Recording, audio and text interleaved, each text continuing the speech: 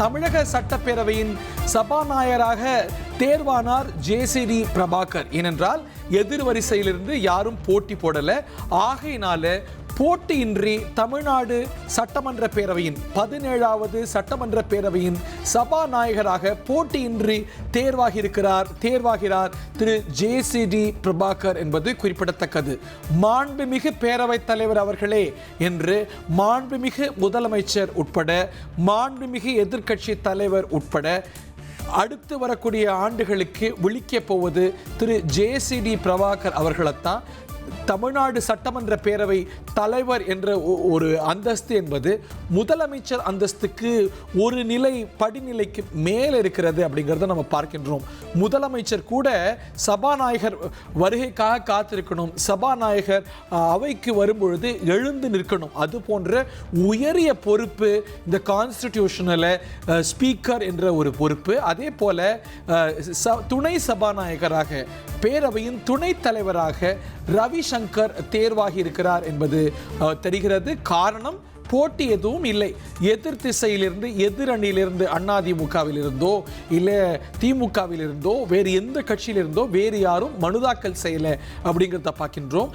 அதன் விளைவாக போட்டியின்றி தமிழ்நாடு சட்டமன்றத்தின் சபாநாயகராக அவை தலைவராக தேர்வாகிறார் திரு ஜேசிடி பிரபாகர் அப்படிங்கிற விளைவைத்தான் நம்ம பார்க்கின்றோம். திரு ஜேசிடி பிரபாகரை பற்றி நிறைய நேர்களுக்கு தெரியும். அவர் எம்ஜிஆர் காலத்து அரசியல்வாதி, அதே போல செல்வி ஜெயலலிதா காலத்து அரசியல்வாதி. பழகுவதற்கு ரொம்ப இனியவர், ரொம்ப கூல் ஹெடட் பாலிட்டிஷியன் என்று சொல்லுவாங்க. அவரை பொறுத்த வரைக்கும் அவரோட பழகியவங்கெல்லாம் எந்த பரபரப்புக்கும் ஆள மாட்டார். உச்சகட்ட பரபரப்பு இருந்தாலும் கூட கூலாக இருங்க, ஜாலியாக இருங்க அப்படின்னு சொல்வார். அந்த ஒரு கூல் லெவல் ஹெடட் அப்ரோச் அப்படிங்கிறது ஒரு ஹீட்டட் எக்ஸ்சேஞ்சஸ் நடக்கக்கூடிய தமிழ்நாடு சட்டமன்றத்துக்கு நிச்சயமாக அந்த அணுகுமுறை தேவை. திரு ஜேசிடி அவர்களோட பழகியவங்க எல்லாரும் ஏற்றுப்பாங்க. ரொம்ப கூலான அரசியல்வாதி, பதற்றப்படாத அரசியல்வாதி, பதற்றமின்றி அரசியலில் தட்பவட்பம் இன்னைக்கு கூலா இருக்கு, எல்லாரும் ரொம்ப சந்தோஷமா இருக்கிறாங்க. ஆனால் நாளைக்கு தமிழ்நாடு சட்டமன்றத்தில் எப்படியும் பரபரப்பு காட்சிகள் நடக்கலாம். அதை ரொம்ப கூலா லெவல் ஹெடடா அணுகணும். அதற்கு ரொம்ப சால பொருத்தமானவர் திரு ஜேசிடி பிரபாகர் என்பது குறிப்பிடத்தக்கது. தற்காலிக சபாநாயகர் திரு கருப்பையா அவர்கள் நாளை பேரவையில் அறிவிப்பார். அவர் இப்போ அவைத்தலைவர் நாற்காலியில் அமர்ந்திருக்கிறார். நாளைக்கு அவை தொடங்கும் போதும் கூட அவர்தான் அமர்ந்திருப்பார். இந்த தேர்வை அவர் அறிவித்து அந்த நாற்காலியிலிருந்து விலகுவார். அதுலேயும் கூட ஒரு சுமூகமான காட்சியை பார்க்குறோம். இந்த அமைப்பிலேயே இந்த சபாநாயகர் தேர்வு எப்படி நடக்கணும், நாளைக்கு இப்போ குறித்து வச்சுக்கோங்க, நாளைக்கு டிவியில் பாருங்க. அவை முன்னவராக ஆளும் தரப்பிலேருந்து யார் இருக்கிறாங்களோ அதே போல எதிர்க்கட்சி தலைவராக திரு உதயநிதி அவர்கள் தான் வர்றார். ஸோ அவங்க ரெண்டு பேரும் என்ன பண்ணுவாங்கன்னா, கரம் பிடித்து, இவர் ஒரு கரம் பிடித்து அவர் ஒரு கரம் பிடித்து சபாநாயகரை அந்த நாற்காலியில், அதுவும் ஒரு வரலாற்று முக்கியத்துவம் வாய்ந்த சுதந்திர இந்தியாவுக்கு முந்தைய பிரிட்டிஷ் அரசு வழங்கியதாக கூறக்கூடிய அந்த நாற்காலியில், அந்த வரலாற்று முக்கியத்துவம் வாய்ந்த நாற்காலியில் அமர வைப்பாங்க. அதுவும் கூட பிரிட்டிஷ் கால மரபு, பிரிட்டனுடைய பார்லிமெண்ட்ரி பிராக்டிஸ் அப்படிங்கிறது குறிப்பிடத்தக்கது. நம்மளுடைய கவர்மெண்ட் ஆஃப் இந்தியா ஆக்டே பிரிட்டனை ஒட்டி தான். ஸோ நம்மளுடைய பார்லிமெண்ட்ரி லெஜிஸ்லேட்டிவ் பார்ட்டிஸ் ப்ரொசீஜரும் கூட அதை ஒட்டியது. ஸோ அதுவும் கூட ஆளுங்கட்சி எதிர்கட்சியுடைய ஒருங்கிணைப்பை காட்டும். ஏன்னா அவைத்தலைவர் இன்னைக்கு அவர் தாவேக்காவுடைய டிக்கெட்டில் வென்று வந்திருக்கலாம், சட்டமன்ற உறுப்பினராக டிவிகேலேருந்து வந்திருக்கலாம். ஆனால் அவையில் அவர் எல்லா தரப்புக்கும் பொதுவாக செயல்படுவார். அதனால தான் அவர் நீங்கள் கவனிக்கலாம், அவர் அவைத்தலைவராக அஃபிஷியலாக பொறுப்பேற்கிறதுக்கு முன்னாடி தாவேக்காவுடைய மெம்பர்ஷிப்பை விட்டு விலகுவதும், அதாவது அவங்க சார்ந்த கட்சிகளுடைய மெம்பர்ஷிப்பை விட்டு விலகுவதும் கூட மரபு. அவங்க எந்நேரமும் கூட திரும்பியும் போய்க்கலாங்கிறது வேற விஷயம். அந்த மரபை நம்ம தேசிய அளவில் பார்க்கின்றோம், தமிழ்நாட்டு அளவிலையும் கூட. ஏன்னா சபாநாயகர் என்பவர் ஆளும் தரப்பிலிருந்து முன்மொழியப்பட்டாலும் அவர் ரெண்டு தரப்புக்கும் பொதுவானவராகத்தான் கருதப்படுவார். அவருடைய செயல்பாடு அப்படித்தான் எதிர்நோக்கப்படும். இது பற்றிய விவரங்களோடு ரமேஷ் இணைந்திருக்கிறார். ரமேஷ், ஓற்றியும் 17வது சட்டப்பேரவையின் சபாநாயகராக ஜேசிடி பிரபாகர் தேர்வு செய்யப்பட்டிருக்கிறார். துணை சபாநாயகராக ரவிசங்கர் தேர்வு செய்யப்பட்டிருக்கிறார். நாளை தேர்தல் நடைபெறும் சபாநாயகர் துணை சபாநாயகருக்குன்னு சொல்லப்பட்டிருந்தது.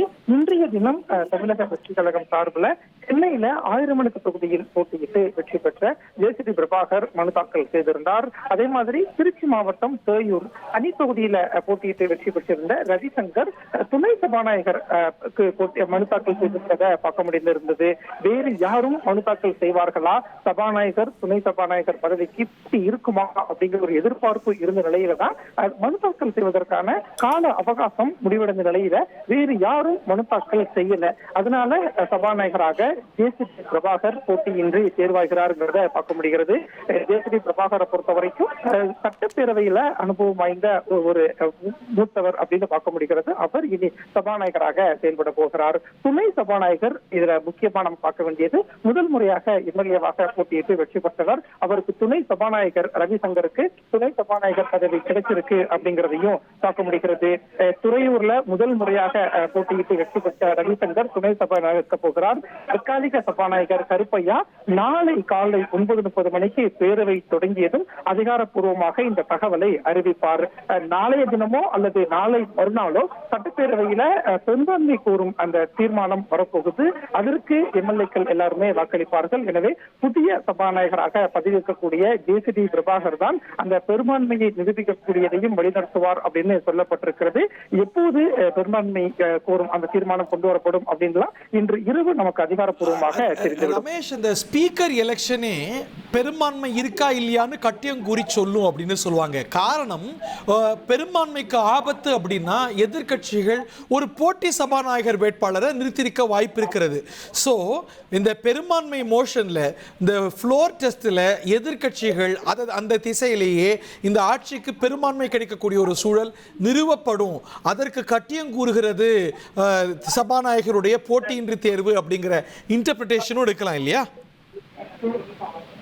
இதற்கான ஒரு முன்னோடியா தான் நம்ம பார்க்கணும். இப்ப சபாநாயகர் தேர்வுக்கு போட்டி இல்லைன்னு வரும்போது தமிழக வெற்றி கழகம் பெரும்பான்மையை எளிக்க பேரவையில நிரூபிச்சிருவாங்க அப்படின்னு தான் பார்க்க முடிகிறது.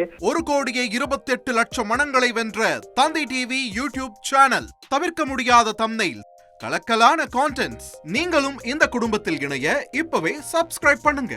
அசுரபலம் கொண்ட எங்கள் டிஜிட்டல் கரங்களில் உங்கள் விளம்பரங்களை சேர்க்க வாட்ஸ்அப் பண்ணுங்க. 8939888838. Email advtthanditv@dttv.in.